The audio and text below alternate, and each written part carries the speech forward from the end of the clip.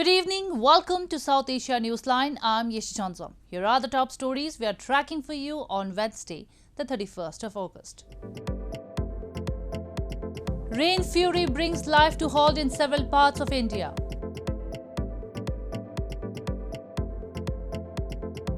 Aid needs to be multiplied rapidly, says Pakistan Prime Minister, as cataclysmic floods kill over 1,100.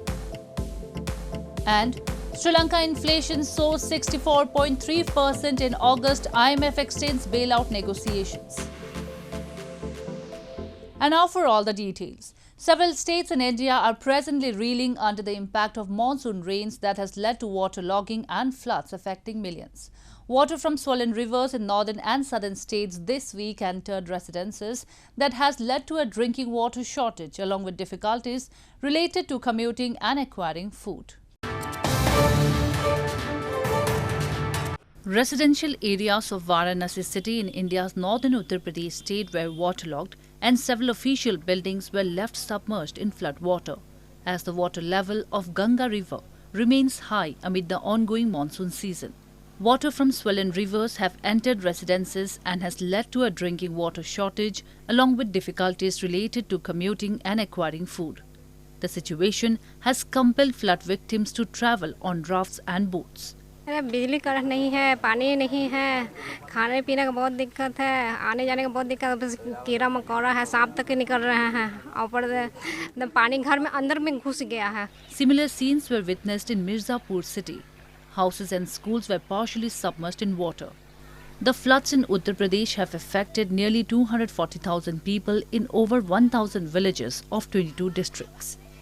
Meanwhile, agricultural patches in southern Kottayam town of Kerala state were flooded as overflowing rivers swallowed crops on Wednesday. Incessant rains in recent days have caused a heavy gush of water through canals and paddy fields. Rainfall and waterlogging has thrown life out of gear in several areas across Kerala. അതുപോലെ തന്നെ മിക്ക വീടുകളിലും വെള്ളം കയറിക്കൊണ്ടിരിക്കുകയാണ് ഇപ്പോൾ. ഇവിടെ അടുത്തുള്ള പല വീടുകളിനകത്തും വെള്ളമാണിപ്പോൾ. അത് കാരണം മഴയും വെള്ളവും കാരണം ഇവിടെ യാതൊരു നിവൃത്തിയില്ലാതെ ആളുകൾക്ക് പണിയില്ല, വേലയില്ല, ഒന്നുമില്ലാതെ വളരെയധികം കഷ്ടപ്പെട്ട് ജീവിക്കുന്ന ഒരു സാഹചര്യമാണ് ഇപ്പോൾ. India's weather office on Tuesday predicted isolated heavy rainfall across Kerala for the next 5 days. Seasonal monsoon rains from June to September cause deaths and mass displacement across South Asia every year, but they also deliver more than 70% of India's rainfall and are crucial for farmers. 3 terrorists of Pakistan-based Lashkar-e-Taiba outfit were neutralised in an encounter in Shopian district of India's Jammu and Kashmir. A senior police official confirmed on Wednesday. Security forces launched a cordon and search operation on Tuesday in Shopian's Nagbal area upon receiving specific inputs. The official said the search operation turned into an encounter in which the 3 terrorists were gunned down. The trio were involved in several terror crimes cases, including civilians killings. This comes a week after security forces foiled multiple infiltration attempts by terrorists from Pakistan's side. On August 22, a terrorist of Lashkar-e-Taiba was also captured alive while trying to sneak across the border into Jammu and Kashmir. सबसे बड़ी बात है कि इसमें कोई collateral damage नहीं हुआ है और दानिश जो भट्ट है बहुत खूंखार टेररिस्ट था, काफ़ी सिविलियन किलिंग इन्वॉल्व था और रिक्रूटमेंट में काफ़ी इन्वॉल्व था ये. News from Pakistan. A third of Pakistan is literally underwater after weeks of torrential rainfall that triggered heavy flooding, killing more than 1,100 people. Pakistan's Prime Minister Shehbaz Sharif has said the $160 million appeal by the UN for flood aid to his country needs to be multiplied rapidly. Torrential rains and flooding have submerged a third of Pakistan and killed more than 1,100 people, including 380 children, as the United Nations appealed for aid on Tuesday for what it described as an unprecedented climate catastrophe. Roads and bridges have been washed away, making it harder to get aid to the more than 33 million people affected by the disaster.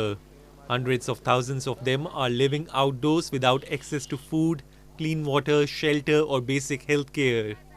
Pakistan's Prime Minister Shehbaz Sharif has said the $160 million appeal by the UN for flood aid needs to be multiplied rapidly and pledged transparency for every penny.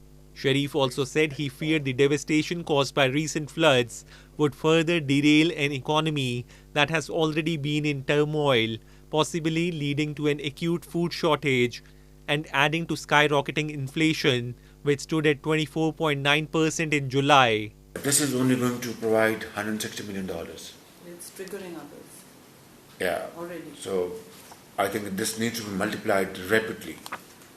And I want to give one solemn pledge and solemn commitment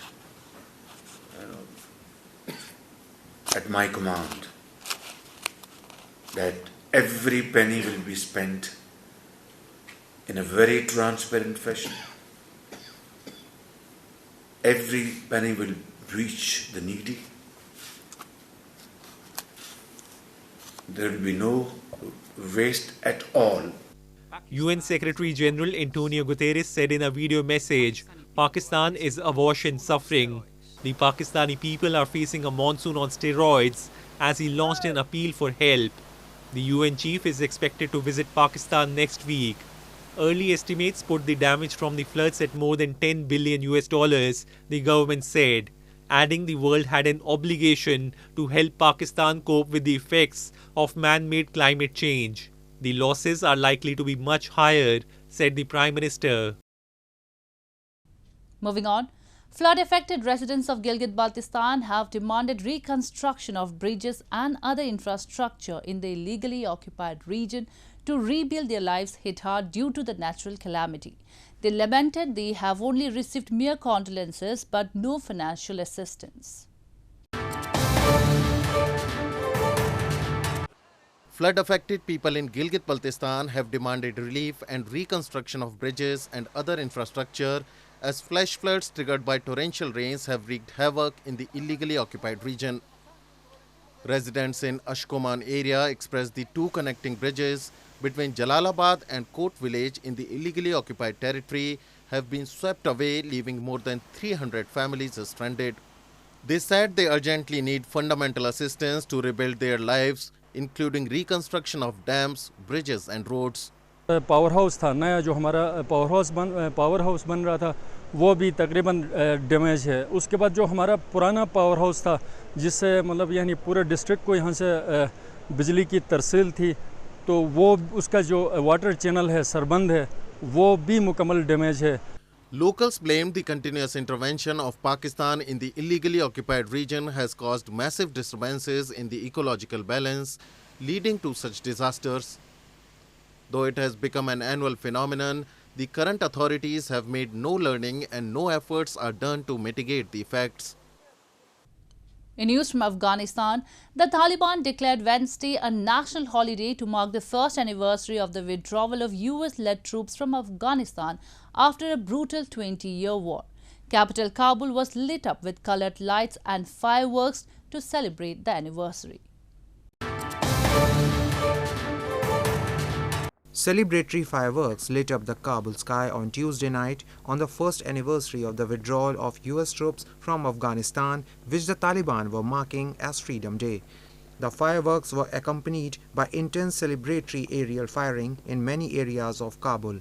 The withdrawal, completed a minute before midnight local time on August 30, 2021, came as the war-torn country was taken over by the Taliban, who had waged a 20-year insurgency against US-led forces that invaded Afghanistan in October 2001 following the September 11 attacks in New York.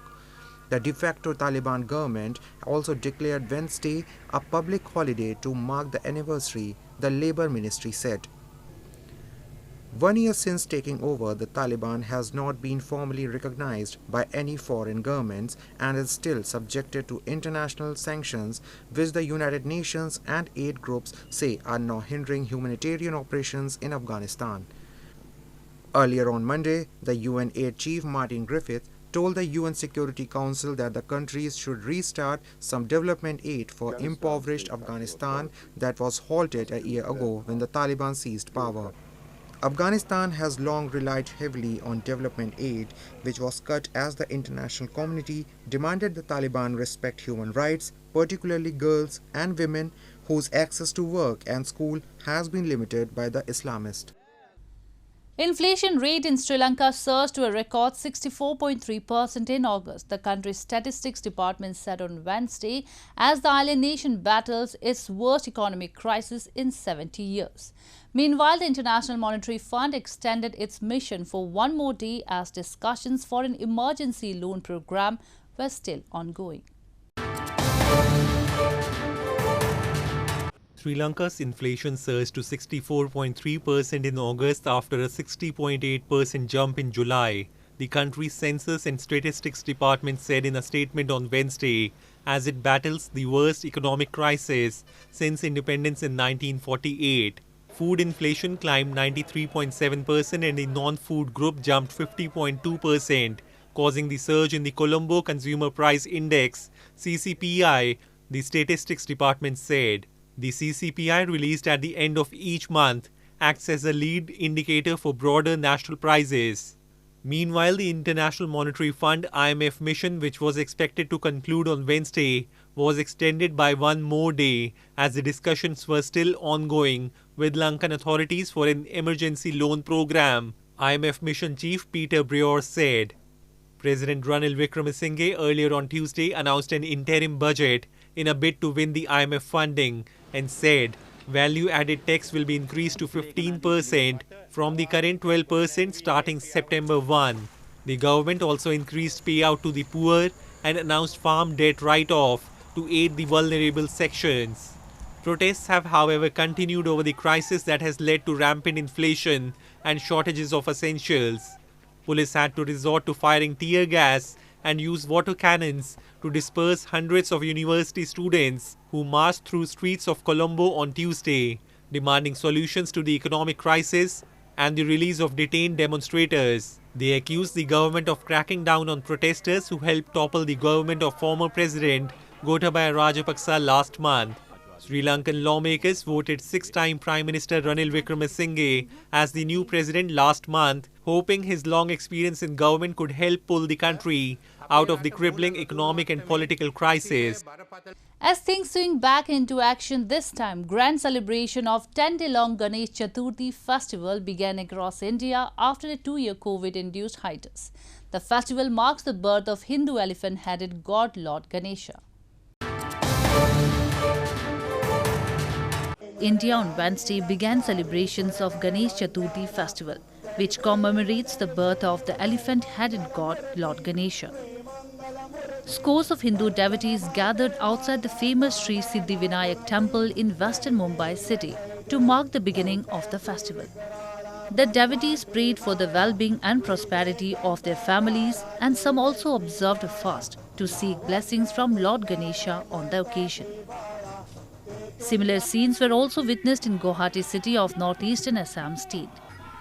Devotees formed serpentine queues at Ganesh temples since early morning to seek blessings of Lord Ganesha, who is considered the embodiment of wisdom and is widely revered as the remover of obstacles. सुबह को 5:30 बजे आया हूँ actually बहुत line है लंबा line है फिर भी बहुत पीसफुली सक्सेसफुल हुआ है बहुत अच्छा लगा सब लोग इतना अच्छे तरह से पूजा करने के लिए. In southern Hyderabad city, devotees celebrated the day with a giant-sized idol of the deity amid tight security in the vicinity. During the festival, people buy decorated and colorful idols of Lord Ganesha and establish them in their homes for either 10 days or 1, 3 or 5 days and revel in religious pageantry.